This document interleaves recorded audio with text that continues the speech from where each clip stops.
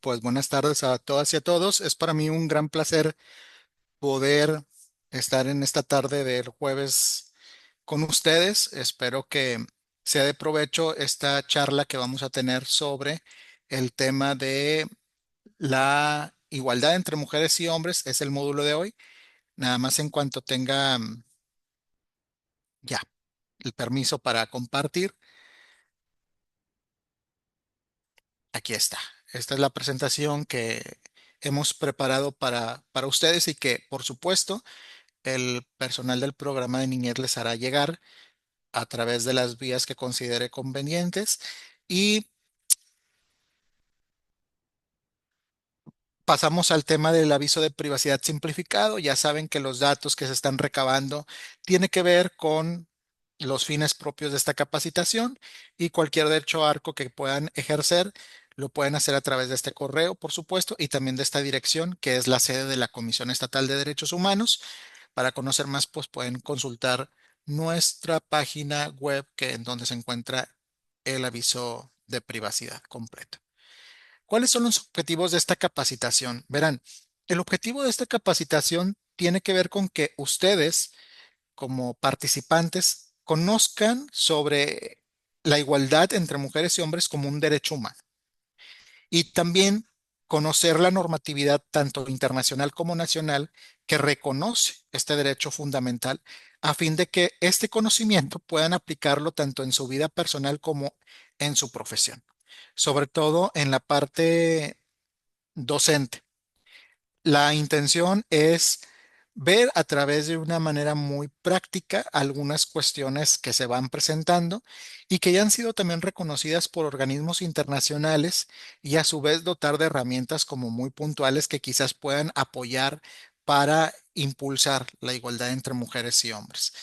Al cierre voy a sugerir alguna página para que puedan continuar preparándose al respecto, sin menoscabar que hay temas eh, muy puntuales para el ejercicio de una educación con perspectiva de género.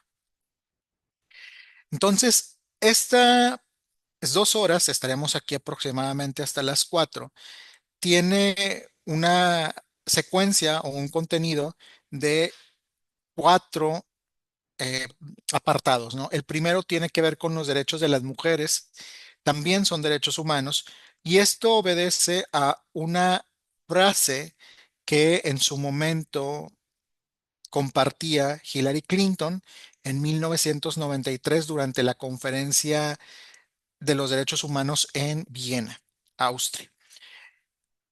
Ya les contaré en el transcurso de esta sesión el cómo concluimos o cómo se concluyó a esta frase que podrán encontrar ahí este momento alojado en diferentes plataformas de video como YouTube, pero el decirlo actualmente, es decir, en pleno 2025, pues es algo que hasta parece lógico y sencillo. Sin embargo, quiero que o queremos que entender que esto no fue siempre así. Es decir, en antaño, el presentar o el decir que las mujeres tenían derechos involucraba, pues obviamente,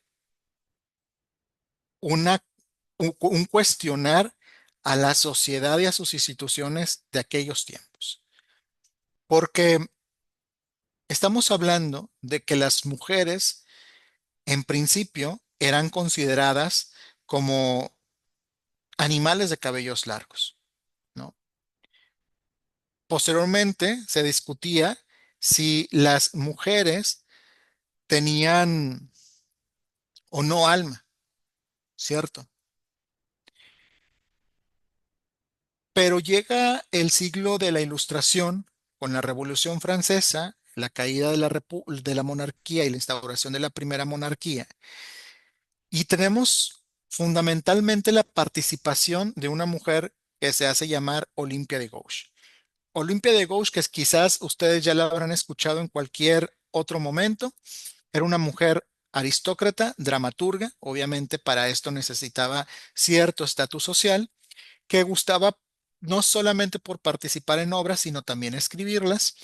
Y Estos conocimientos le permitieron a ella tomar un documento fundacional de la República Francesa, de la Primera República Francesa, como lo es la Declaración Francesa de los Derechos del Hombre y del Ciudadano, solo que ella lo feminizó, quitándole hombre y sustituyéndolo por mujeres y poniendo ciudadana en vez de ciudadano. Entonces así teníamos la Declaración Francesa de los Derechos de la Mujer y de la Ciudadana, lo cual constituía, pues, obviamente, algo bastante irreverente, por decir algo, en donde suponía que las mujeres tanto eran personas dotadas de una capacidad que les permitiera tener derechos.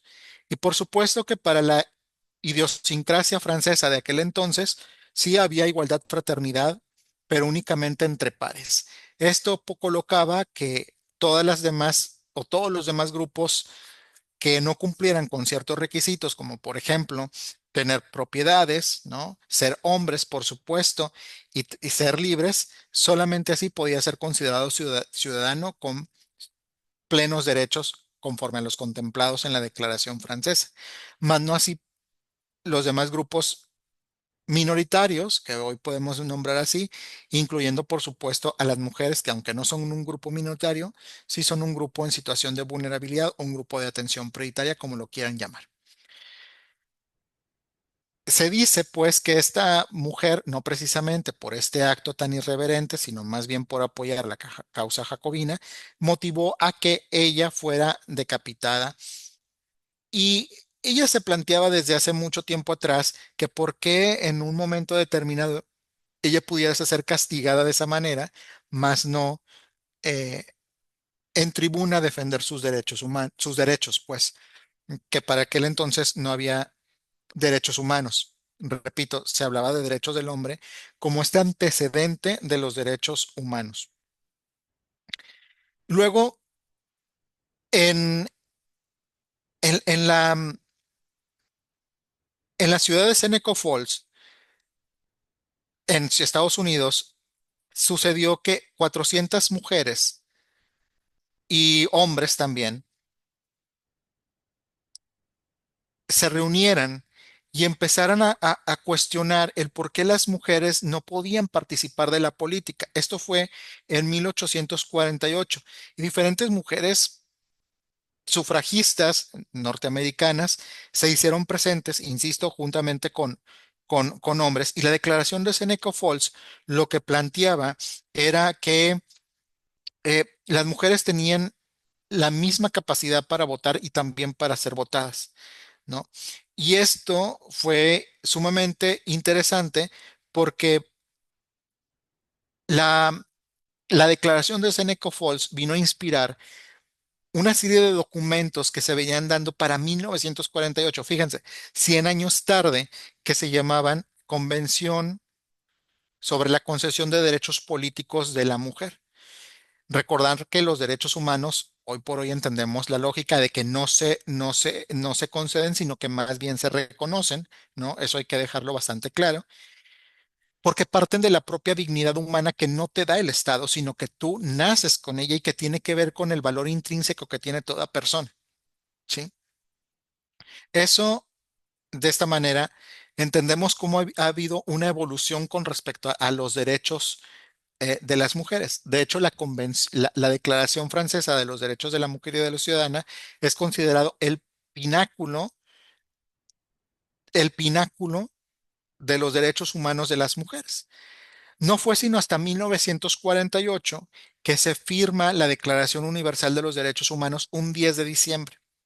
Y esta Declaración Universal de los Derechos Humanos lo que plantea es de que todos los seres humanos nacen libres e iguales en dignidad y derechos y dotados como están de razón y conciencia, deben comportarse fraternalmente los unos con los otros. Esta narración que tiene en sus primeros párrafos la Declaración Universal de los Derechos Humanos tiene una contribución de mujeres, como lo vamos a ver más adelante, y que no se entendería la Declaración Universal de los Derechos Humanos de la misma manera si éstas no hubiesen estado presentes. Pero, ¿qué son los derechos humanos? Mire, de manera muy simple, pudiésemos decir que son un conjunto de actividades que desempeñamos o que hacemos todas las personas y ningún otro ser vivo.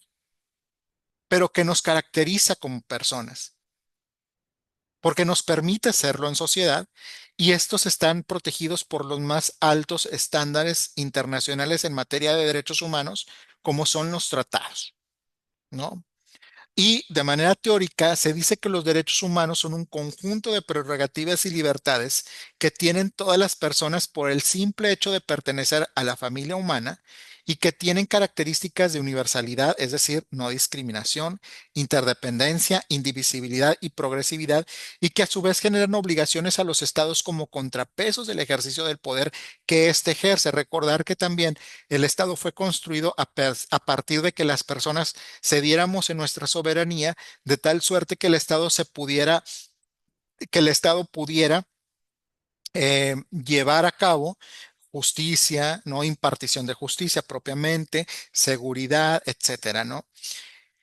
En ese sentido, si usted, por ejemplo, hoy pudo comer, moverse, tener acceso al agua, piense que estas actividades están circunscritas desde los derechos humanos, derecho a la alimentación, derecho a la movilidad o al libre tránsito, por otro lado, y por supuesto el derecho al agua, ¿no? O al acceso al agua.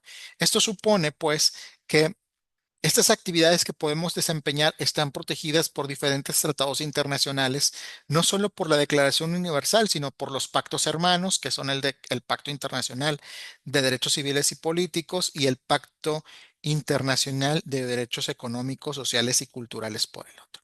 Entonces, los derechos humanos teóricamente es lo que están viendo ustedes en pantalla, pero de manera simplificada es lo que les acabo yo de comentar. Son estas actividades que hacemos las personas y que están protegidas por los tratados internacionales. Bien, esta declaración contiene, sí, 30 derechos y libertades. Fue suscrita en París un 10 de diciembre de 1948.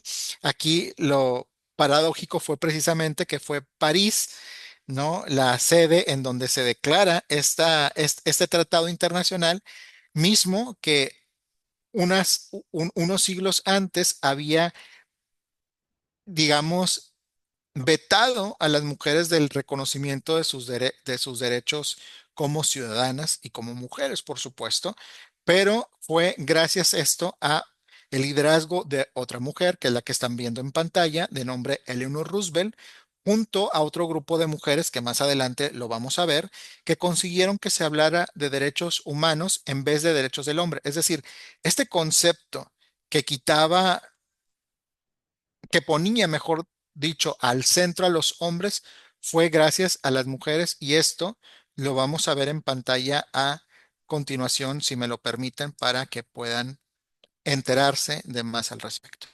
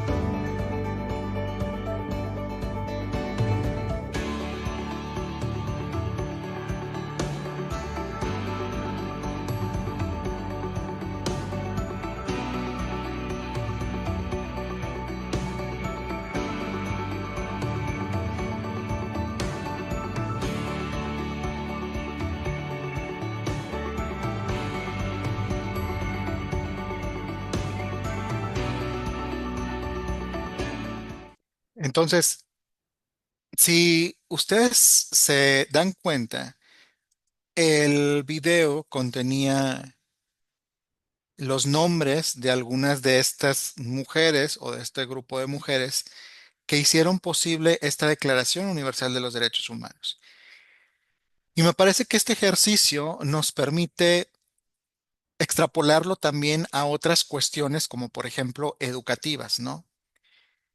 Porque siempre se habla de la construcción de la historia y de la evolución de la humanidad, pero en el horizonte poco tenemos posicionadas a las contribuciones de las mujeres, ¿no? Queda invisible y creo que también merece ser reconocido, porque claro, sin este video quizás no hubiera sido tan posible hablar de ellas, como por ejemplo, y aquí tengo el listado de algunas de las que se mencionaron: Hansa Mata, Minerva Bernardino, Badilbert Grove, Amalia González Caballero de Castillo de Ledón, la mexicana que fue plenipotenciaria y que además de formar parte de diferentes cargos públicos, impulsó el derecho al voto en el marco de 1953, ¿no?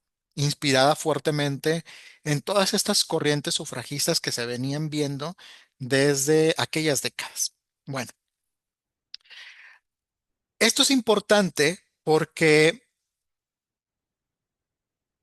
fue gracias a estas mujeres, como les estoy mencionando, que nos dejamos de lado de estar hablando de los derechos del hombre. De hecho, las constituciones de los estados y la Constitución Federal tenían una fuerte inspiración en este concepto. Se hablaba de los derechos del hombre y por supuesto que no de los derechos humanos. Ustedes revisen la, la, la Constitución de 1824, me parece, y habla de los derechos del hombre. Habla ni siquiera de las garantías individuales, que fue una construcción propia del sistema jurídico político mexicano, ¿no? Entonces, hablar de esto involucra poner sobre la mesa las contribuciones de las mujeres como igualdad salarial, derechos humanos, igualdad entre mujeres y hombres, etcétera. Pero, ¿qué supone, qué supone hablar de igualdad, ¿no? ¿Igualdad frente a qué? Porque luego también hay quienes te dicen en este tipo de ejercicios de promoción de los derechos humanos, pues es que si quieren igualdad, entonces que carguen los mismos cantidad de garrafones, ¿no? O si quieren igualdad, porque no están en las obras de construcción del metro participando? Hace rato, en la mañana muy temprano, me apareció una fotografía en donde estaban dos mujeres con casco de protección para la construcción de color amarillo y los internautas empezaban a decir, ¿y dónde está la escoba? Porque no las veo con carretilla, no las veo cargando esto, no las veo cargando aquello, no que quieren mucha igualdad. Es que tenemos que entender que no va de eso la igualdad.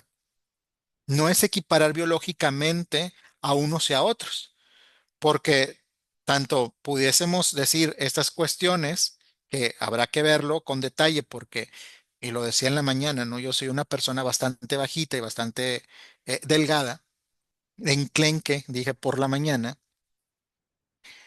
pero va a la inversa, ¿no? Entonces también qué cuestiones biológicas tienen las mujeres que tendríamos que tener los hombres, y es esta pretendida igualdad, no solamente la fuerza, pero es que claro, en el imaginario masculino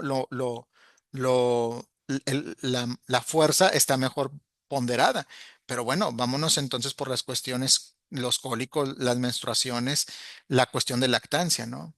No es una igualdad biológica lo que pretenden los derechos humanos, es una igualdad de derechos humanos y es una igualdad de oportunidades, ¿no? Sobre todo porque el desarrollo social ha estado construido a partir de que los destinatarios principales de toda obra son los hombres, somos los hombres.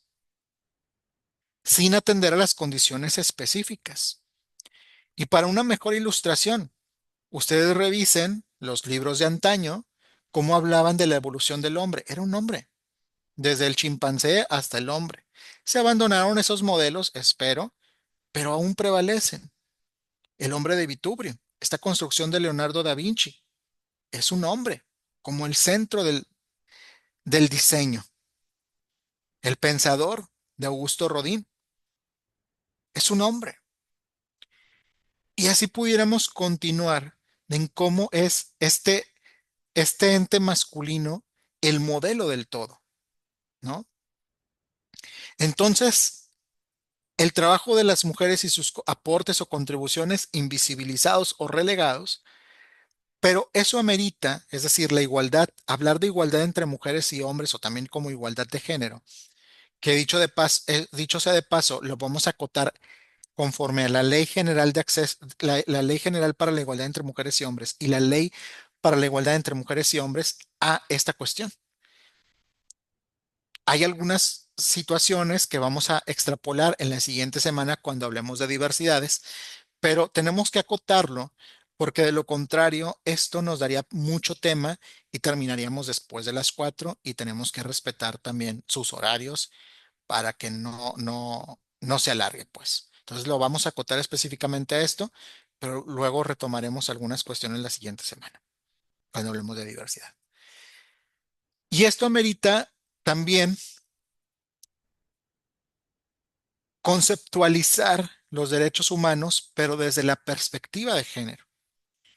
Y por ejemplo, tenemos unas 4 presentaciones de este estilo, de diapositivas de este estilo, en donde vamos a estar viendo derechos y su concepto y alcances. Por ejemplo, igualdad y no discriminación. Pues este derecho supone que, por supuesto, las mujeres tienen las mismas oportunidades y deben de tener los mismos derechos sin ser víctimas de alguna discriminación que involucra una distinción, exclusión o marginación motivadas por el sexo o por el género, pues esto viola el carácter universal de los derechos humanos que justamente conlleva la no discriminación y el principio de igualdad. Porque si afectamos esto, afectamos todos los demás derechos. Recuerden que hay una marcada interdependencia e indivisibilidad entre derechos, ¿no? La libertad personal involucra que las mujeres puedan decidir en plena autonomía física qué hacer, dónde estar, a dónde moverse, protegiéndoles de todas detenciones arbitrarias o ilegales. Reflexionen un poco respecto a lo que sucede en otros países en donde no solamente las mujeres tienen que portar un velo largo de pies a cabeza, sino que incluso poco pueden salir al espacio público, poco pueden mostrarse en el espacio público, ¿no? La libertad de expresión que conlleva a que las mujeres puedan buscar, recibir, difundir información e ideas, ya sea de manera oral, por escrito o incluso a través de las TICs.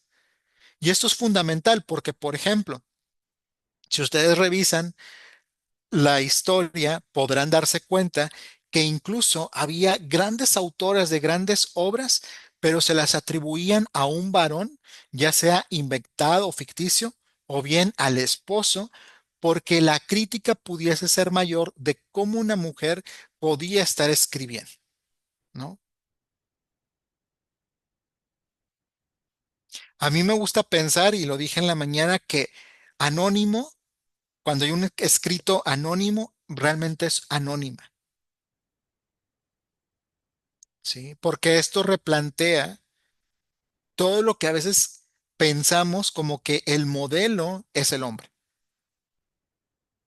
Es el hombre, pues, el que hizo esto. ¿Y si fuese una mujer? Es un ejercicio que yo personalmente hago, pero que tiene que ver con esta cuestión de cómo las mujeres mucho tiempo fueron invisibilizadas, ¿no? La libertad de conciencia y de religión involucra que cada mujer pueda tener esta convicción personal de libre elección para manifestar su religión o bien no formar parte de alguna religión. y si lo decide, que la pueda ejercer de manera pública o privada. Y la integridad personal conlleva que las mujeres tengan derecho a que se respete su integridad física, psíquica y moral, así como no a ser víctima de tortura, tratos crueles, inhumanos o degradantes. Esta cuestión tiene que ver precisamente con cómo hay lugares o prácticas, porque no solamente se trata de países, sino también de prácticas que pueden estar afectando la integridad física o psicológica de las mujeres a través de los malos tratos. Y una forma de ellas es la violencia física, ¿no? También a entender que en antaño las mujeres, por el simple hecho de casarse con un extranjero, sí o sí de manera irremediable, perdían su nacionalidad. Hoy por hoy tienen la posibilidad, y no solamente la posibilidad como algo deseable, sino como derecho a conservar o bien adquirir alguna otra nacionalidad, incluso retenerla o cambiarla. No. El tema a la educación que involucra que las mujeres puedan recibir educación y no solamente educación a secas, sino también inclusiva. Esto nos permite atajar el tema de que educación inclusiva no solamente se trata de personas con discapacidad o personas indígenas, sino también el que la educación esté libre de estereotipos de género, a fin de que tanto hombres como mujeres puedan desarrollarse individualmente, pero también contribuir al desarrollo colectivo, habilitándose a ser agentes de cambio. Y esto lo vamos a ver con diferentes documentos que les voy a mostrar en pantalla más adelante. Pero aquí me gusta pensar en lo siguiente. ¿Quién no recuerda a esta película del profe de Cantinflas, que por cierto es mi película favorita del cine mexicano, cine mexicano? Si se dan cuenta, esta película ilustra perfectamente, o el cineasta pretendió ilustrar exactamente la realidad de una sociedad en donde no había niñas. Si ustedes se percatan y tienen tiempo de volverla a ver este fin de semana o hoy en la noche, dense cuenta que en ese pueblo no hay niñas, hay mujeres, pero no hay niñas. Y claro, tiene que ver con la lógica de que todo, todo se da en el ambiente escolar en torno a, pero es que por mucho tiempo las mujeres no tenían, siendo niñas o adolescentes, no tenían acceso a esa forma de educación. Se les educaba más bien para estar al servicio de los hombres, saber barrer, tejer, coser, cocinar, ¿no?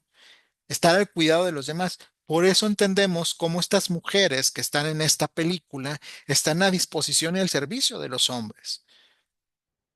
Por ejemplo, quien le da alojamiento al profe, es decir, a Cantinflas en su casa, siempre está presta y solícita a lo que él quisiera comer, incluso se lo llevaba hasta el punto en el que se encontrara. En una ocasión tuvo que desplazarse hasta abajo de un huizache en un monte, ¿no? Pero porque ilustraba esta realidad social de aquel entonces. El derecho al acceso a la justicia, que conlleva cómo las mujeres tienen derecho a la justicia consideradas como un componente esencial del Estado de Derecho y del buen gobierno para la erradicación de los casos de discriminación, pero también de violencia, entendiendo que ha habido avances importantes en torno a esto, ¿no? Que involucra precisamente la conformación de células de respuesta inmediata, de fiscalías especializadas, la creación de protocolos y de tipos penales que anteriormente no estaban contemplados. Por ejemplo, la violencia familiar. Para antes de 1992 o 93, al menos en el estado de Nuevo León, no era ni siquiera un delito porque se creía que lo que pasaba en casa, adentro de la casa, en casa se quedaba y que el Estado poco podía hacer. El acoso y el hostigamiento, lo mismo.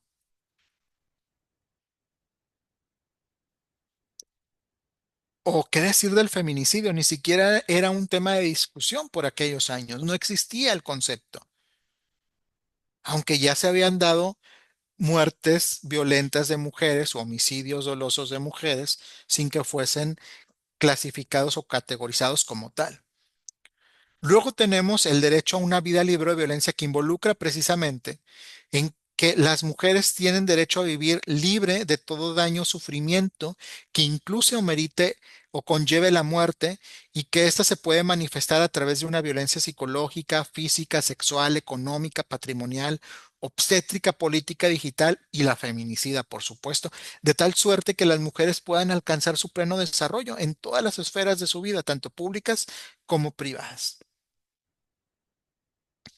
Cabe mencionar que este derecho a una vida libre de violencia, si ustedes consultan la Declaración Universal de los Derechos Humanos, no está en el documento de 30 artículos, pero ha sido una construcción a partir de una serie de declaraciones, de criterios y sobre todo para el continente americano de la Convención Interamericana para Prevenir, Sancionar y Erradicar la Violencia contra la Mujer, la Convención de Belém do Pará, de la cual no vamos a hablar en este momento porque eso ameritaría otra charla sobre violencia exclusivamente. Luego tenemos el derecho a formar una familia, es decir, a que las mujeres puedan fundar una familia sin restricción alguna y sobre todo a decidir también si quieren o no tener hijos y el espaciamiento de los mismos. Por mucho tiempo, también, por ejemplo, la masa de bienes, muebles e inmuebles, que podía ser una masa hereditaria, para que pudieran las mujeres disfrutar de él y administrarlo, tenían que tener la presencia de un varón, ya fuesen sus hijos, o bien tenerse que volver a casar de nuevo. Hoy por hoy entendemos que las mujeres tienen este derecho a ser reconocidas como personas plenas con capacidades jurídicas suficientes para contraer obligaciones de diferente naturaleza, por ejemplo, civil o mercantil, firmar contratos, firmar pagarés, eh, comprar casa, rentar casa, venderla y realizar actividades que generan plena responsabilidad jurídica frente a sí mismas y frente a terceras personas. En antaño esto no era posible. Tenía que haber la inmediación de un varón.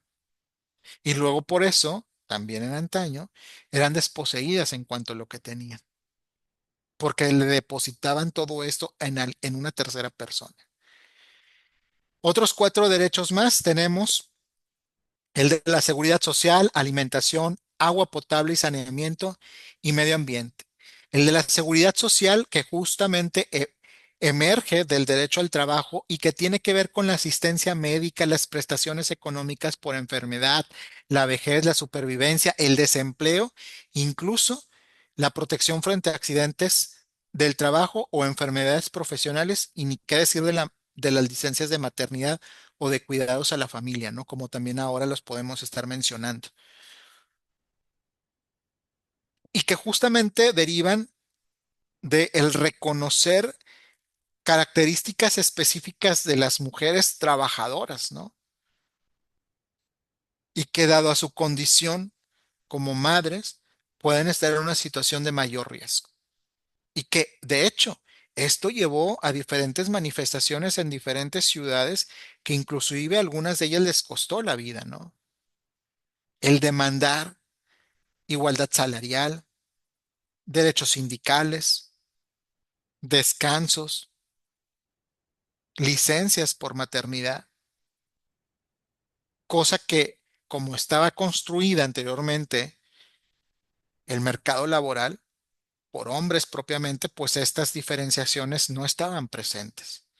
El derecho a la alimentación, el derecho al agua potable y saneamiento, que involucra así el disponer de agua suficiente, saludable, aceptable, accesible y asequible para su uso personal y doméstico, así como el acceso a estas tecnologías que permitan eliminar las aguas residuales, perdón, como es el saneamiento. Y esto es importante porque precisamente por estas diferencias biológicas que existen entre hombres y mujeres, es que, por ejemplo, el agua potable, la disposición de las aguas potables en las escuelas es importante, sobre todo para una correcta gestión menstrual.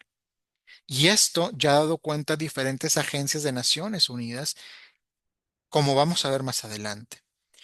Un medio ambiente sano que tiene las mujeres a un entorno vital para el bienestar, en el cual puedan desempeñar un papel importante en el manejo y la conservación de los recursos naturales. Y por último, perdónenme, tiene que ver con estos otros cinco derechos, ¿no? La participación política, no me voy a detener mucho porque ya hablé contundentemente sobre esto. La libertad de asociación y de reunión, es decir, el que las mujeres puedan asociarse o reunirse para manifestar sus ideas, por ejemplo, para promover y ejercer o proteger sus intereses legítimos, el derecho a la salud, no solamente para tener o disfrutar del más alto nivel posible de la salud física y mental, sino también para tener garantizados los accesos a los servicios, para lograr un estado óptimo del bienestar. Los derechos sexuales y reproductivos que conlleva a que las mujeres, entender a las mujeres que también son sujetas plenas de derechos con capacidad para decidir. Y más aún, a ejercer la sexualidad informada y responsable, a la utilización de anticonceptivos y a no sufrir violencia sexual. Y por último, al trabajo. Las mujeres tienen derecho al trabajo, a elegir libremente el empleo, a oportunidades para el ascenso y estabilidad laboral, al adiestramiento, a la remuneración y demás prestaciones en igualdad frente a los hombres. Esto involucra la igualdad. Entender que en antaño no era así, ahora no quiere decir que vivamos en una situación en donde se den todos estos derechos, hay sus complejidades, pero también conlleva a estar pronunciando, estar visibilizando esas complejidades, pues, en cada uno de estos temas. Porque si pudiéramos, por ejemplo, seleccionar cualquiera de este y decir, oye, Augusto, pero es que actualmente las mujeres tienen derecho a la libre expresión de sus ideas de manifestación y de reunirse. Pues sí, pero ¿qué pasa cuando se reúnen para manifestarse por el 8M, por ejemplo? ¿No es la sociedad, inclusive algunos estados, quienes las critican y buscan restringirle este derecho? Solo por poner un ejemplo. Porque claro, los derechos de las mujeres son todos aquellos que están reconocidos en los tratados internacionales como son estos, pero hablarlo con perspectiva de género involucra que las obligaciones como son promover, respetar, proteger y garantizar se vean reforzadas al tratarse de un grupo históricamente marginado y vulnerado. De los tratados internacionales que existen se destaca uno, que es precisamente la CEDAW, por sus siglas en inglés, conocida oficialmente como la Convención sobre la Eliminación de todas las formas de discriminación contra la mujer.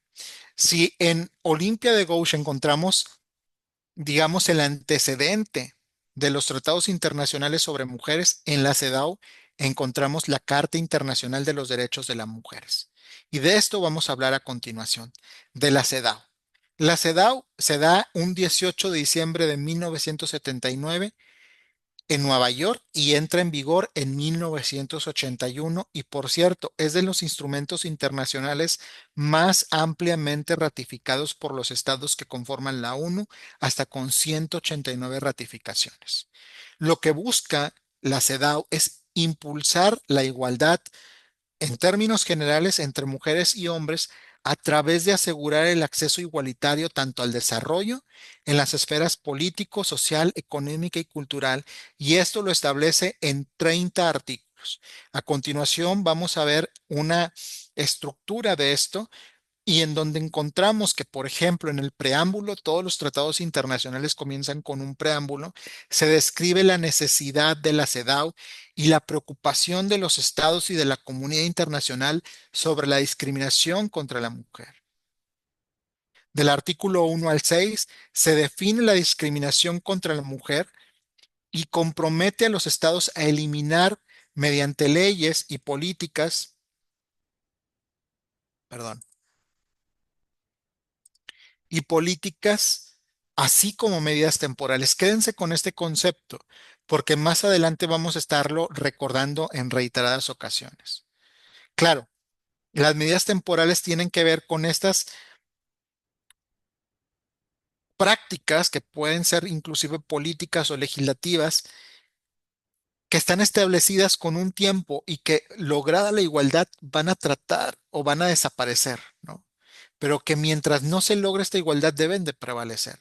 Hablamos, pues, por ejemplo, de los mecanismos de adelanto para las mujeres, de los institutos municipal de las mujeres, del Instituto Estatal de las Mujeres. Mientras no haya igualdad, estos tienen que prevalecer. Del artículo 7 al 9 se garantiza la participación plena de las mujeres en la vida política pública internacional y asegura la igualdad de derechos en la nacionalidad. Del artículo 10 al 14 reconoce la igualdad en educación, empleo, salud y vida económica, subrayando los derechos de las mujeres rurales. Del artículo 15 al 16 establece la igualdad de la mujer ante la ley, la igualdad jurídica entre el hombre y la mujer, así como los derechos iguales en el matrimonio, la familia y las relaciones personales.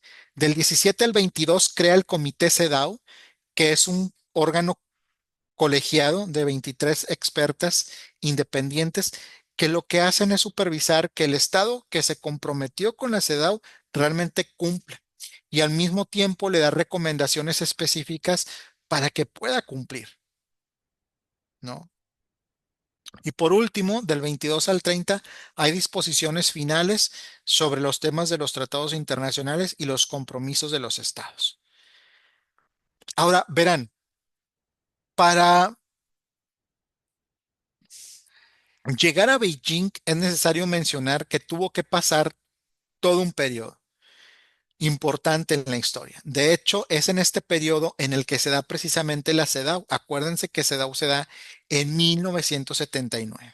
Bueno, pues en 1975, es decir, 4 años antes, en México se llevó a cabo la primera conferencia mundial de la mujer.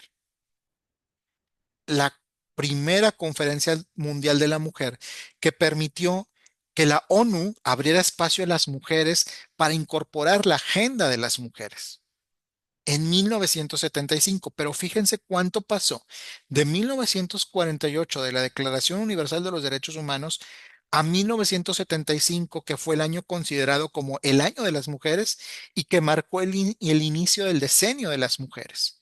Es decir, un periodo de 10 años en el cual se dieron dos conferencias mundiales más.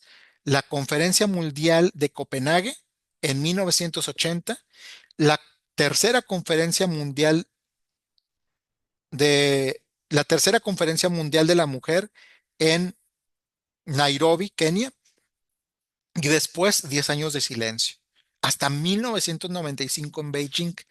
Miren, no he encontrado tal cual la respuesta de por qué se guardó silencio por 10 años, pero hay quienes apuntan a que esto se debió a que había una transformación global para aquel entonces. Estaba cayendo el bloque comunista, cae el muro de Berlín, se desintegra la Unión de Repúblicas Socialistas y Soviéticas y es hasta 1993 cuando los países tienen la oportunidad de volverse a reunir en Viena, como les mencionaba, y es aquí en donde Hillary Clinton da este importante discurso de los derechos de las mujeres también son derechos humanos.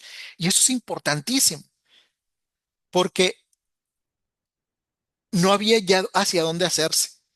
Estaba claro que tenía que haber un compromiso mayor de los estados hacia las mujeres. Esto fue en 1993. Hay toda una narrativa histórica en torno a esto, porque dicen que obviamente muchas mujeres representantes de estados se apersonaron en el hotel en el que se estaba haciendo la conferencia de Viena sobre los derechos humanos, pero que estaban en los sótanos. Un plenipotenciario, un diplomático importante, aliado de estas mujeres, les dice, aguarden, este punto de acuerdo tienen que introducirlo hasta el final, ya cuando las altas representaciones estén cansadas y quieran irse, ¿no?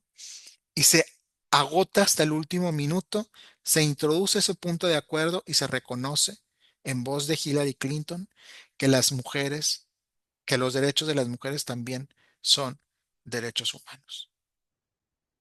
Y esto, claro, tiene una lógica, porque por mucho tiempo diferentes mujeres en diferentes conferencias de los derechos de las mujeres pretendieron elevar en la Sociedad de las Naciones por un punto y en la UP, la Unión Panamericana, el antecedente de la Organización de los Estados Americanos, un tratado sobre la igualdad entre mujeres y hombres. Así se llamaba, Tratado Internacional sobre la Igualdad entre Mujeres y Hombres. Nunca pudieron porque las altas representaciones recaídas en varones siempre les decían, no es el momento. Había otros problemas, evitar guerras, atender la Guerra Mundial, la Segunda Guerra Mundial, que conllevó al fracaso de la Sociedad de las Naciones, ¿no?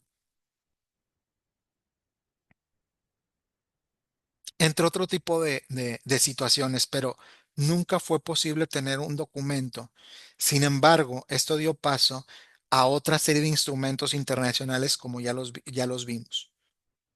Uno de ellos es la CEDAW y otro son las declaraciones de cada una de estas conferencias. De Beijing resulta ser la más importante porque se divide en dos esferas primordiales de atención, como son niñas, medio ambiente, salud, economía, violencia, derechos humanos, mecanismos institucionales de adelanto para las mujeres, mujeres en espacios de poder, medios de comunicación, conflictos armados, educación y pobreza.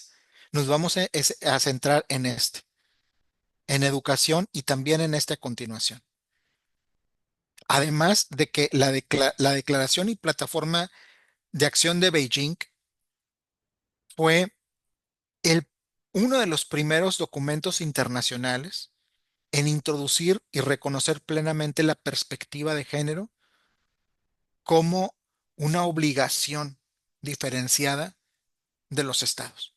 Fue el primer documento que estableció que recogió la perspectiva de género, que por cierto fue todo una discusión en aquel entonces con diferentes estados, ¿no? Partes de integrantes de Naciones Unidas por la inclusión de la perspectiva de género. Ya en algún otro momento les platicaré de las grandes discusiones que se dieron en torno a esto y de la oposición a esto, pero hoy entendemos esta perspectiva de género como esa herramienta que nos permite encontrar, hallar, visualizar las diferencias y las desigualdades entre mujeres y hombres por cuestiones socioculturales, ¿no?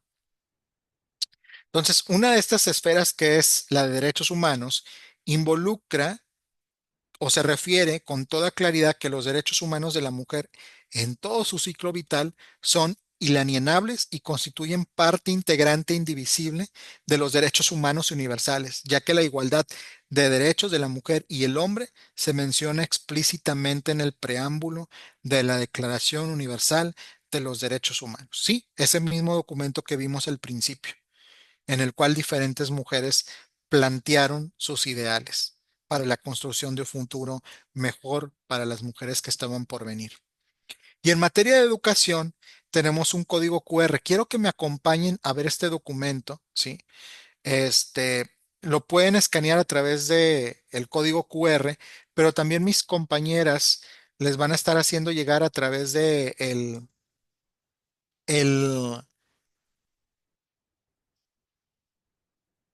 el chat, el acceso a este documento. Es un drive que me voy a permitir compartir enseguida.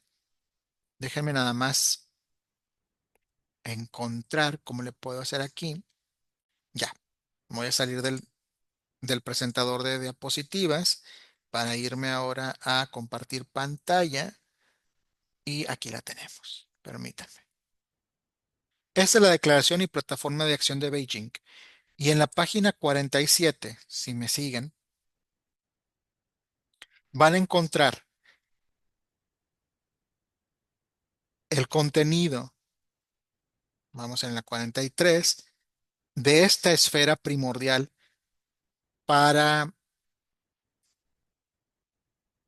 para la cuarta conferencia mundial.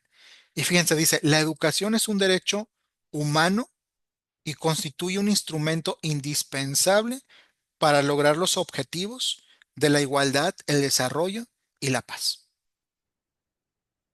Y luego continúa diciendo, la educación no discriminatoria beneficia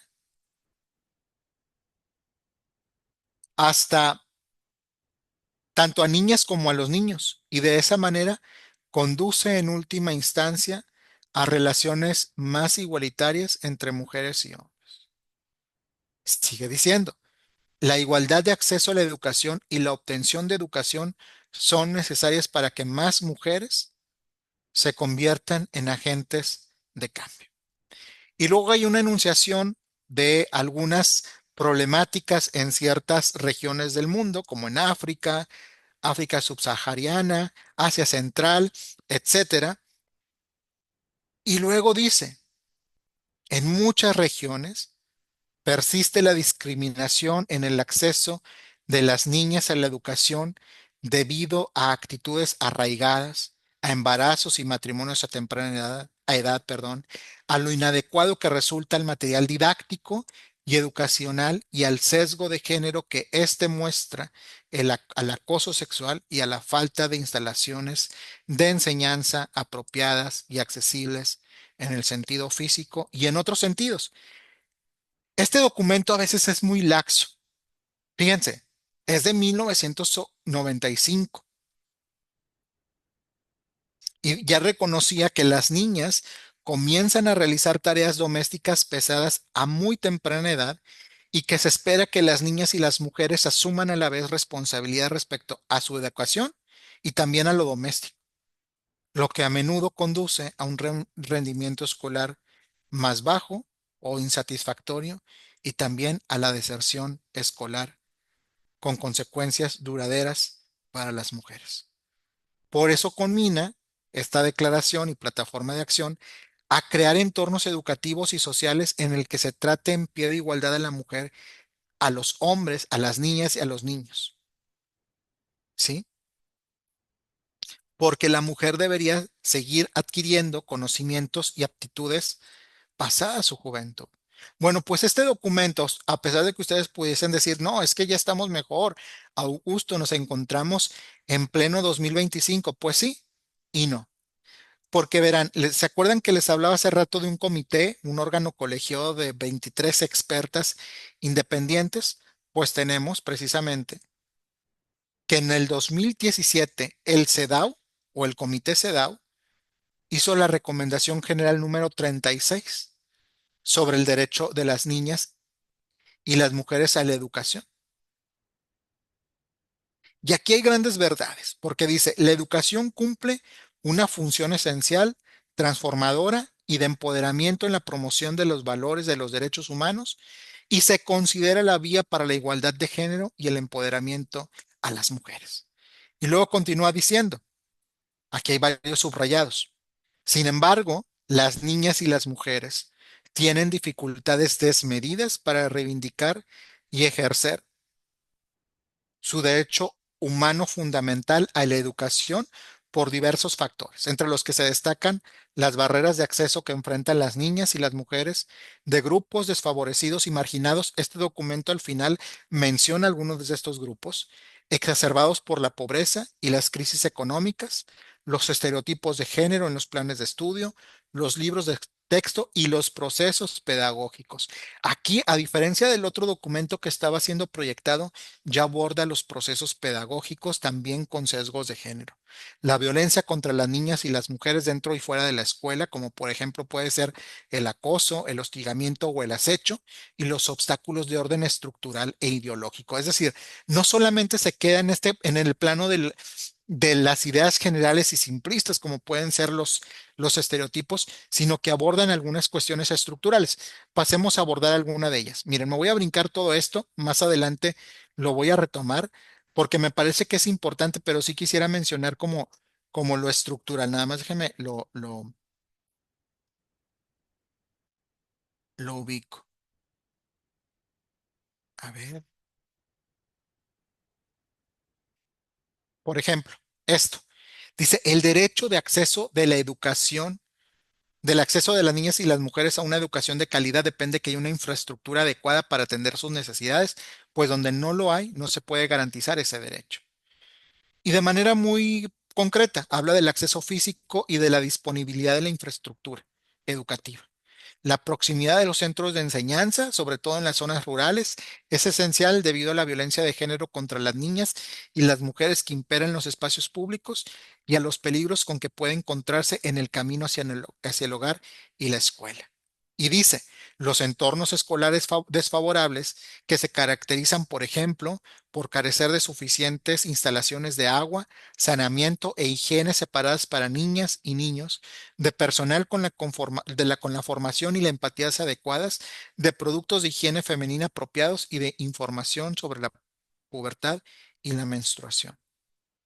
Y esto quizás para nosotros que vivimos en la ciudad nos pareciese ya no tan importante, pero lo sigue siendo. En Nuevo León tenemos zonas rurales y tenemos historias en otros estados en donde hay feminicidios de niñas saliendo del centro escolar hacia su hogar. Una de ellas es el caso Fátima Quintana, una niña de aproximadamente unos 9 años que es asesinada por cuatro adolescentes que pretendieron tapar su cuerpo sin vida con hojarasca y que después de una incesante búsqueda motivada por su familia, es encontrada por su hermano primeramente y luego por su madre.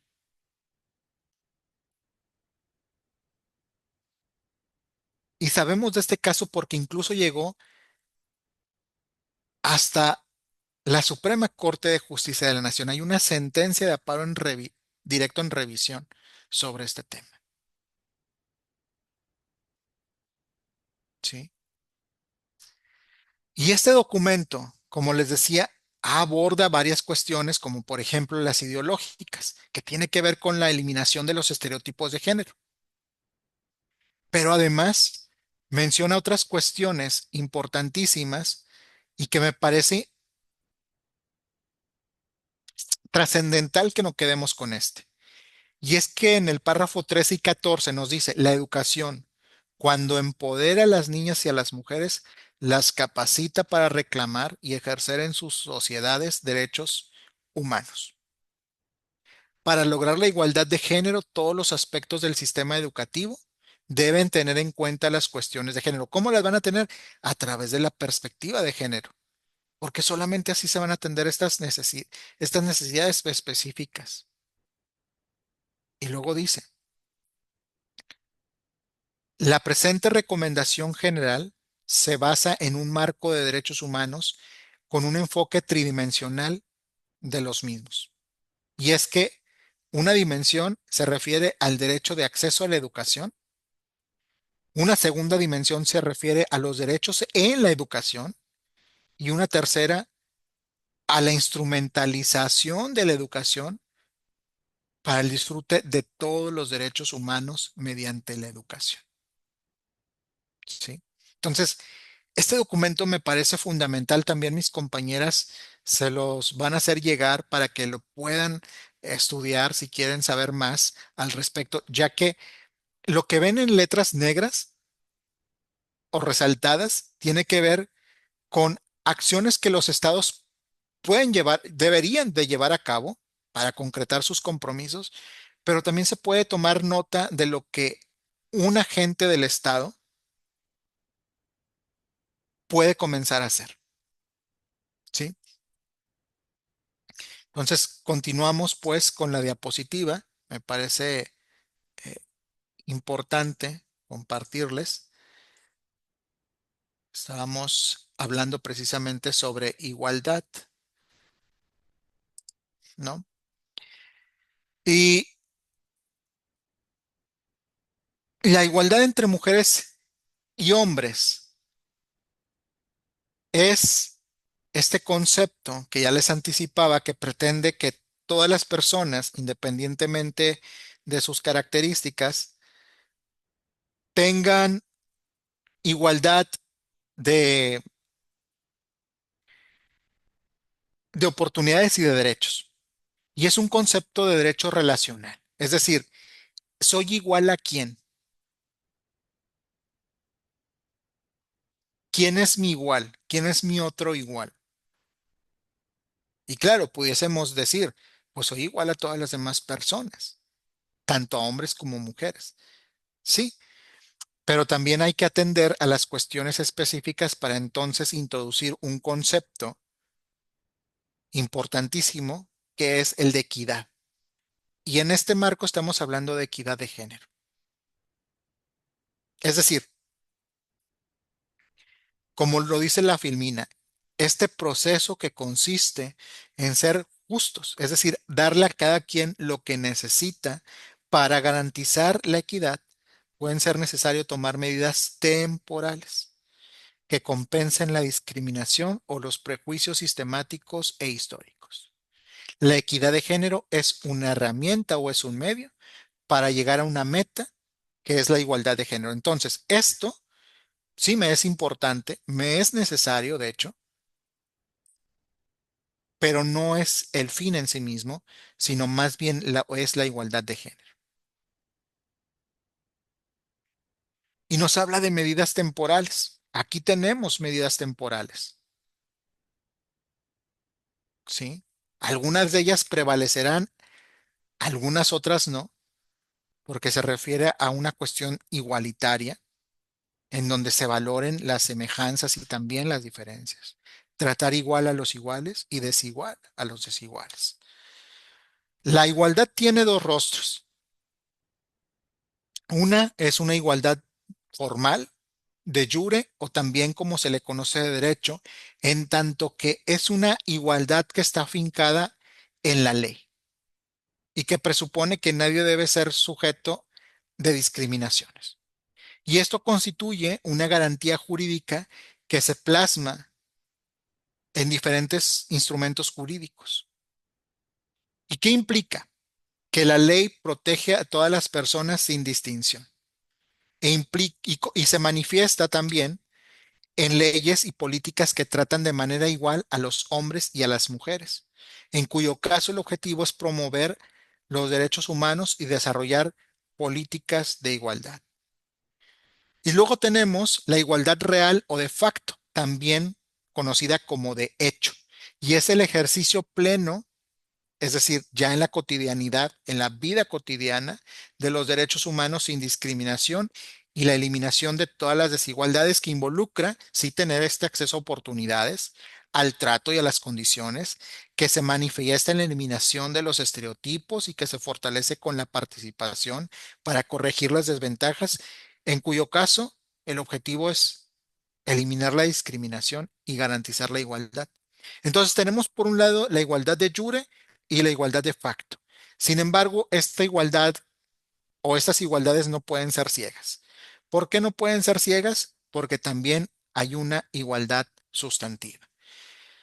Aquí tenemos tres círculos. Igualdad de resultados, que significa la evaluación de obligaciones evaluadas en función de los resultados, es decir, de los hechos, y que implica obligaciones del Estado para proveer los medios necesarios para alcanzar la igualdad de resultados. Esto ya lo vimos. Pero también tenemos la igualdad formal, que es la que está establecida en la ley y que supone los mismos derechos. No hay discriminación directa ni indirecta. Pero ¿y esta? Cuando hablamos de igualdad sustantiva, ¿exactamente de qué estamos hablando? Bueno, pues supone medidas estructurales, legales y de política pública para garantizar igualdad en los hechos. ¿En cuáles hechos? En estos, incluidas las medidas de carácter temporal. ¿Por qué? No es suficiente tener o hacer un mismo trato si no se consideran las diferencias sociales y físicas que tenemos todas las personas, incluyendo mujeres y hombres. Entonces, en resumen, la igualdad sustantiva reconoce que las leyes, aunque formalmente iguales, también pueden perpetuar desigualdades si no consideramos las necesidades específicas, incluso las desventajas históricas y estructurales que tienen ciertos grupos poblacionales, como por ejemplo las mujeres. Y esto amerita que se pueda corregir a través de acciones afirmativas, en cuyo caso pueden ser temporales, o bien medidas especiales como de inclusión o nivelación para nivelar la cancha de juego. ¿Sí? Vean ustedes algunos estudios, como por ejemplo este que está en pantalla. Ya les voy a dar un receso de unos 10 minutos para que puedan hacer sus otras tareas y luego retomemos. Pero este que fue de Isabel y Jorge Hernández Ramírez y García Villanueva sobre los juegos, distribución y el uso del patio escolar. Le pidieron a las personas que participantes, sobre todo escolares, que dibujaran cómo se daba el, el uso del espacio público dentro de la escuela, ¿no? Y quiero activar el lápiz porque fíjense, los triángulos representan a mujeres. Esto lo dibujaron personas menores de edad. Están al margen, están en las periferias. Les voy- si no me creen, les voy a mostrar otro. Otra persona autora de este esquema, o este trazo, este dibujo, que coloca a las mujeres en las periferias y en el centro a los varones aprovechando el espacio.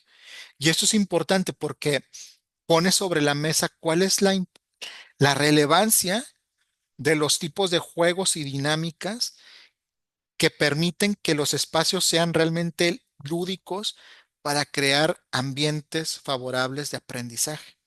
Yo me acuerdo que en antaño, por ejemplo, mi profesor de educación física sacaba una pelota y ponía a los varones a jugar y a las mujeres en las gradas a echar porras a los varones. Y de hecho este estudio, esta imagen ya no la saqué porque estaba muy descolorida y si la ampliaba se distorsionaba. Precisamente pone las gradas, ¿no?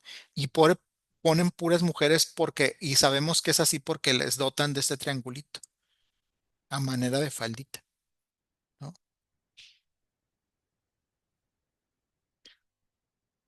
Y obviamente en esta narrativa que yo les hago sobre esta experiencia en la secundaria, no hace algunos años atrás, espero que ya no sea así, pero implicaba que el profesor pues se centrara y se concentrara en los varones que jugaran correctamente, hacerle de árbitro, ¿no?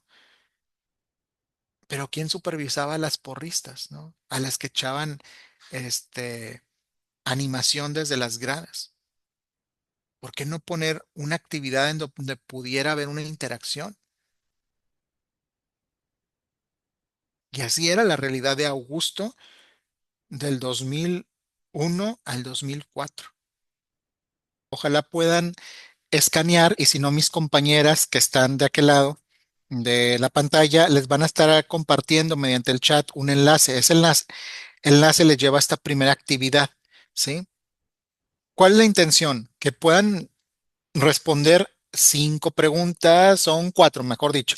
Son 4 preguntas que dicen de esta manera. Es un Canvas y dice así.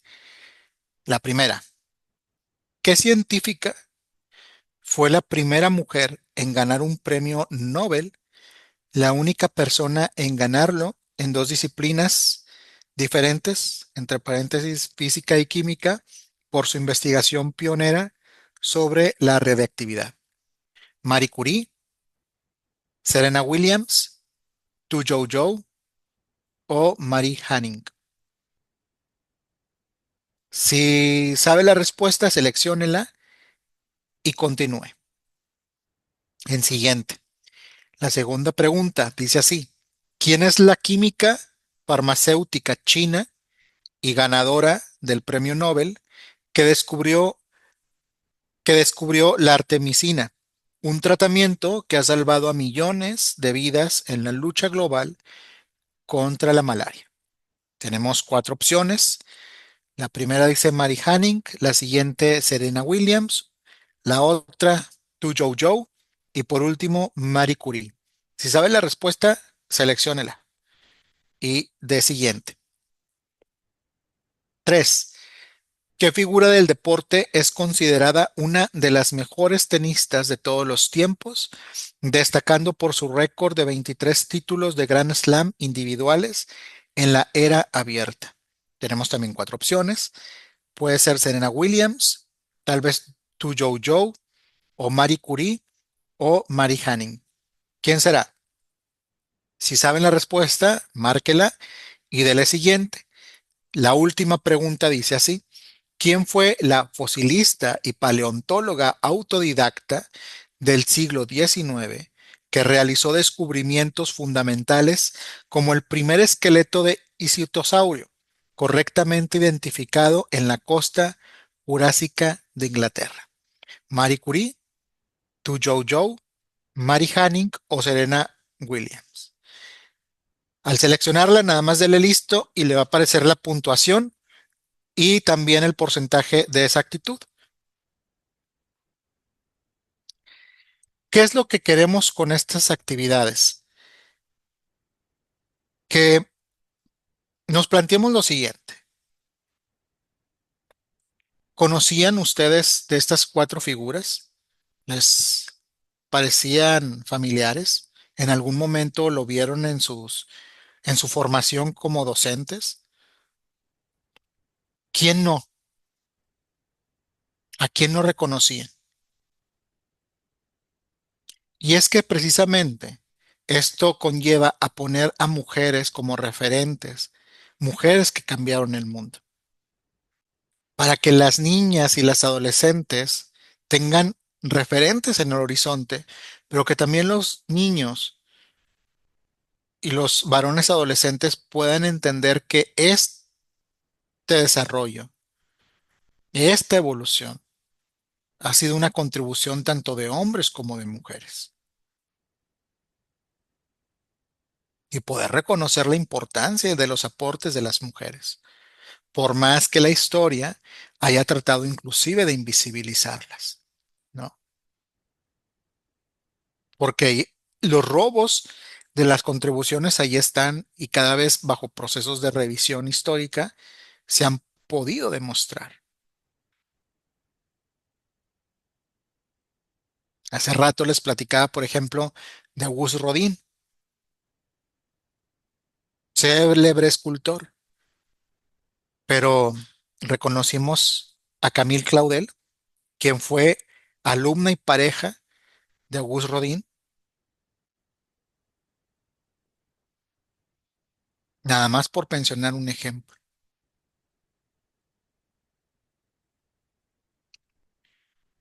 Entonces, ¿cómo lo podemos hacer?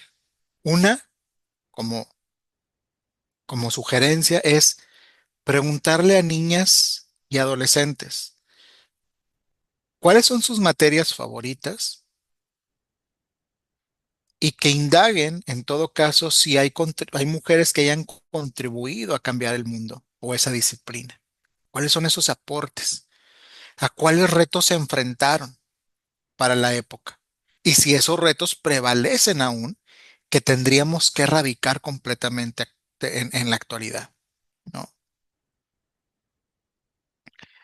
Puede ser también si hay algún tema de interés, por ejemplo, en física, en química, química orgánica, química inorgánica, anatomía, algo en particular, astronomía, la carrera espacial. Incluso hay películas o series que abordan sobre las contribuciones de las mujeres. Recuerdo en este momento una que, si mal no recuerdo, se llama Historias ocultas de cuatro afrodescendientes mujeres americanas que trabajaban en la NASA precisamente aportando para la carrera espacial. Y es una forma de visibilizar las aportes y contribuciones desde la propia currícula. Pero si no las conocemos y no sabemos reconocer esos aportes nosotros y nosotras mismas, pues qué es lo que vamos a transmitir, ¿no? Entonces hagamos este ejercicio también personal y extrapolémoslos a nuestras estudiantes y a nuestros estudiantes. Eso es importante porque en México la Constitución política señala que la mujer y el hombre son iguales ante la ley. Eso lo dice el artículo cuarto constitucional. Y luego tenemos una ley general, ¿sí? A nivel federal hay una ley general para la igualdad entre mujeres y hombres que fue publicada en el 2006 y que establece las bases para garantizar la igualdad entre mujeres y hombres con dos objetivos bien claros. Uno es regular y garantizar la igualdad de oportunidades y de trato entre mujeres y hombres. Y un segundo objetivo es promover el empoderamiento, este proceso de adquirir poder propio a través de la agencia de las mujeres, la paridad de género y la lucha contra la discriminación basada en el sexo. Luego, esta legislación da la apertura para que cada entidad federativa tenga una, una legislación sobre la materia. En el caso de Nuevo León, se conoce como Ley para la Igualdad entre Mujeres y Hombres del Estado de Nuevo León. Y miren lo que dice el artículo 47. Le voy a subir un poco el zoom para que lo puedan leer conmigo. Artículo 47, dentro del capítulo séptimo sobre la igualdad entre mujeres y hombres en el ámbito educativo, dice así: para lograr la igualdad entre mujeres y hombres, la Secretaría de Educación y el sistema educativo estatal deberán, son 8 puntos, 8 puntos, integrar el principio de igualdad entre mujeres y hombres en los programas y políticas educativas para eliminar los estereotipos que produzcan desigualdad. Incluir la preparación inicial y permanente del profesorado en cursos sobre la aplicación del principio de igualdad. Desarrollar proyectos y programas dirigidos a fomentar el conocimiento y la difusión y el respeto del principio de igualdad. Impartir cursos de formación docente para educar en el principio de igualdad. Establecer medidas y materiales educativos destinados al reconocimiento y ejercicio de la igualdad y a fomentar en el ámbito de la educación superior la enseñanza y la investigación sobre el significado y alcance de la igualdad entre mujeres y hombres, a fomentar una educación y capacitación para el trabajo sustentadas en este principio y por último, incentivar la investigación en todo lo concerniente a la igualdad entre mujeres y hombres. Eso es lo que nos dice el artículo 47, el cual no se divorcia de lo que establece ya en la materia la Ley de Educación del Estado de Nuevo León. De hecho, todo esto se circunscribe en el modelo educativo de la nueva escuela mexicana, que como ustedes bien saben, tiene estos ejes temáticos de inclusión y de igualdad de género. ¿Sí? Entonces, regresemos por favor a la diapositiva para que puedan continuar acompañándome en esta media hora que nos resta. Entonces, esto es el andamiaje que tenemos. Pero ¿cómo hacerlo entonces operativo si ya teníamos esta cuestión que venía viéndose desde lo internacional con la CEDAW, con la Declaración y Plataforma de Acción de Beijing, con la Recomendación General número 36, que nos define qué es la igualdad, qué involucra? Bueno, pues tiene que ver con el cumplimiento de las obligaciones que tenemos y que son 5 de manera muy pulcra, muy particular. Primero, que no exista discriminación en ningún tipo de leyes, incluso reglamentos, porque a veces hay reglamentos que se sobrepasan, hay que decirlo, y que involucra una serie de cuestiones de distinciones, marginación, discriminación por sexo o género. Habría que revisarlas. Dos, que no exista discriminación en espacios públicos ni privados. Y eso también atiende a violencias, ¿no? Que las mujeres estén protegidas de cualquier tipo de discriminación o violencia, como les estaba anticipando. Cuarto, mejorar la situación de las mujeres de facto a través de medidas concretas. Y por último, hacer frente a las medidas desiguales de género a partir de una detección de las mismas.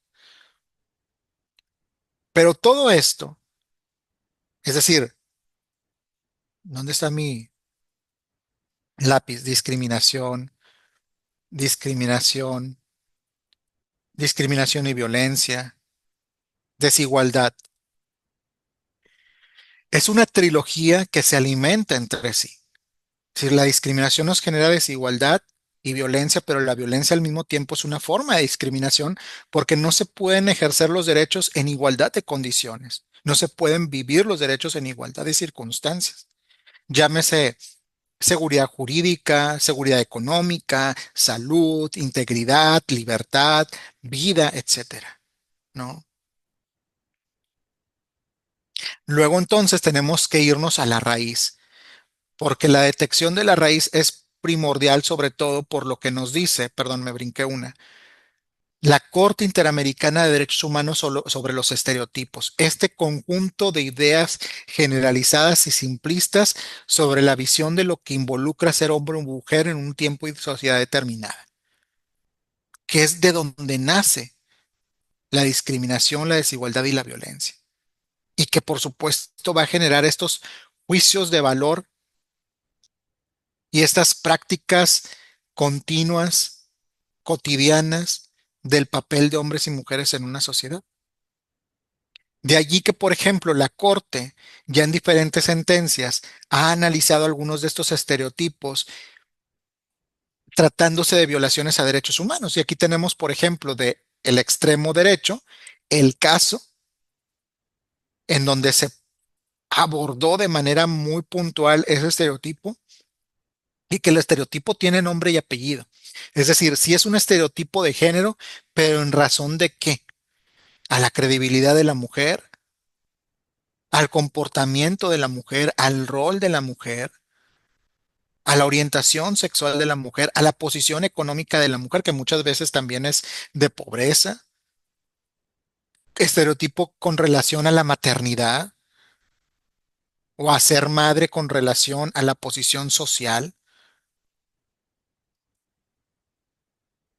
Y luego tenemos entonces los impactos. Por ejemplo, tenemos estos, permítanme, estos primeros cuatro casos, México, Guatemala y Brasil. El de Campo Algodonero, Belis Franco, Velázquez Páez y Barbosa de Sousa, todos por temas de feminicidio. En donde las investigaciones, por ejemplo, estuvieron nubladas o mal hechas, precisamente porque se creía que las mujeres andaban en la calle de voladas de novias que iban a regresar pronto y que en todo caso, ¿qué estaban haciendo de su vida, no? ¿Por qué trabajaban? Eso lo dice el Estado mexicano del campo algodonero, lo reconoce así.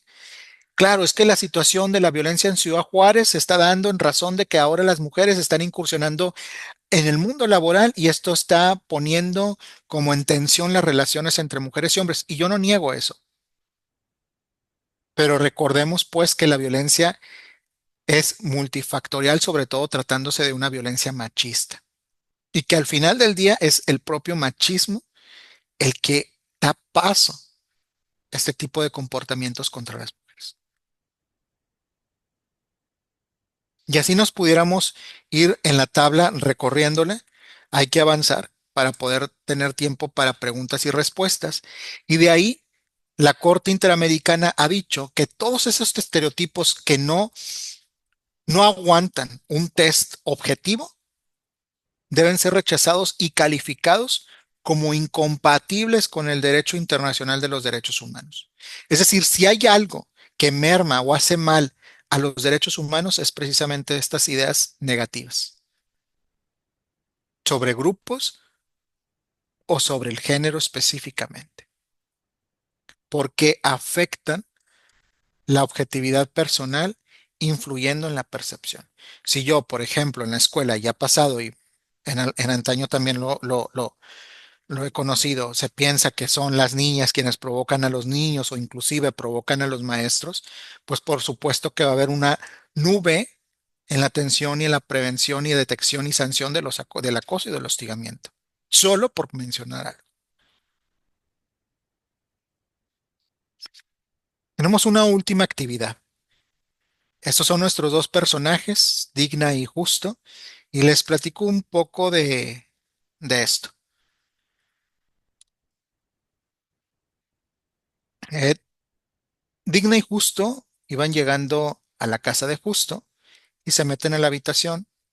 Sin embargo, Digna decide ayudarle a tender la cama porque Justo no quería tener a su compañera, a su amiga, en un cuarto todo desalineado. En ese momento, por la tarde, estaban en una escuela de tarde, llega el papá del trabajo y regaña justo y le dice que no esté haciendo esas cosas, que esas las debería estar haciendo su mamá, porque qué vergüenza que va a decir digna de su amigo, de Justo. Sin embargo, Justo le responde y le apoya digna que en la escuela vieron de parte de su maestro que también los hombres tenían una corresponsabilidad en las actividades domésticas y le habló de la importancia de la igualdad entre mujeres y hombres como un derecho humano. Entonces el papá de Justo se apartó, se fue a la cocina a prepararse algo de comer, meditando en lo siguiente. Por favor, escaneen ese código. Es el último código que les voy a pedir que escaneen. También mis compañeras en este momento les están compartiendo el código QR para que puedan acceder. Y son dos preguntas. Cabe mencionar que a diferencia de la evaluación anterior, aquí no hay respuestas correctas o incorrectas. Hay unas más óptimas que otras, pero no les va a dar una calificación en sí. No lo tomen como una calificación. Pero la primera pregunta dice así. El papá de Justo se preguntó, ¿será correcto que mi hijo varón haga su propia cama y ayude activamente con el orden y la limpieza de la casa? Y reflexión en cuatro posibles respuestas. Sí, es una habilidad de vida básica y una responsabilidad compartida sin importar el género. Dos, no, es principalmente una tarea de las niñas o bien de la mamá en el hogar. C, es correcto solo si lo hace para ayudar a su hermana o madre, no tanto como una responsabilidad propia. Y por último, es un tema que no tiene importancia para mí y puedo seguir con mi vida. Por favor, respondan la que consideren más puntual. Y la última pregunta de la reflexión del papá es, ¿dónde he escuchado esta idea de que arreglar la cama y contribuir en casa no es un asunto de varones, no es un asunto de niños? Porque alguien me decía en una ocasión, y creo que está en lo cierto, luego hay diferentes agentes o actores que te refuerzan eso. Si, por ejemplo, usted ha tenido la oportunidad de escuchar estas unidades móviles que venden escobas y trapeadores, tienen un audio bien simpático, ¿no? Que dice que venden escobitas y trapeadorcitos para la niña. Sin embargo, para el niño no venden. ¿Por qué? Y aquí están todos estos actores fortaleciendo lo que hay en medios de comunicación, en películas, en series, en la escuela, porque y seleccionen la respuesta que considere más óptima, ¿no? Porque yo en varias ocasiones he tenido la oportunidad de estar en diferentes planteles educativos y he visto de todo. Desde cómo les piden las libretas diferenciadas por color, rosa para las niñas, azul para los niños, los baños, incluso en una plantel educativo de nivel superior, no les voy a decir qué universidad, y creo que yo esto lo había comentado en otro seminario, baños que tenían en las puertas de acceso principal la silueta de hombres y de mujeres, pero en el caso de las mujeres era una figura bien contorneada, ¿sí?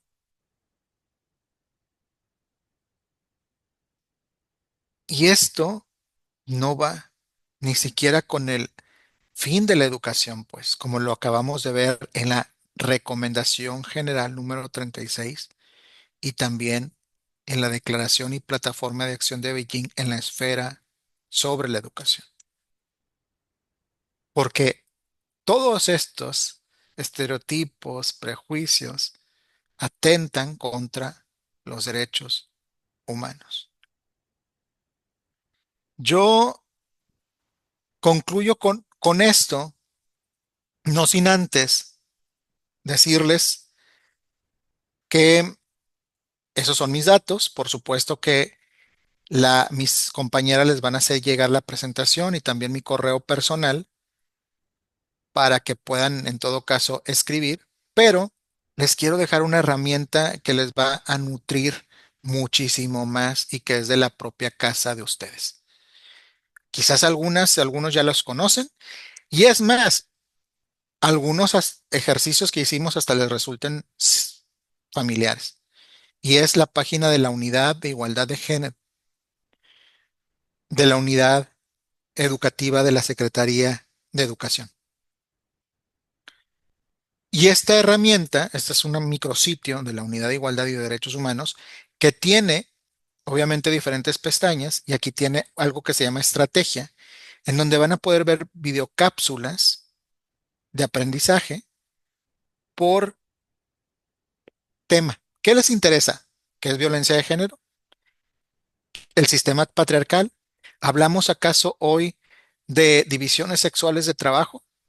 ¿Hablamos sobre derechos e igualdad de género? Bueno, aquí pueden ustedes consultarlo. Y por último, las fichas didácticas desde preescolar, pasando por primaria y secundaria.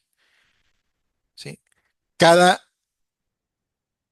fichero, lo voy a compartir, tiene una estrategia pedagógica para incorporar estos enfoques y aquí les explica de manera detallada cuál es el nivel, el grado, el eje conceptual, la dimensión, la habilidad, el indicador de logro, el campo formativo, el eje transversal y el núcleo conceptual, así como los materiales y el desarrollo. Para una mejor comprensión, pueden hacer un curso, que entiendo que hay una aula virtual, nada más es una cuestión de promoción, pero también pueden solicitar cursos específicos para capacitarse en el tema de los ficheros. Quedo a su disposición si hay preguntas o preguntas y comentarios, y con esto finalizaría mi presentación.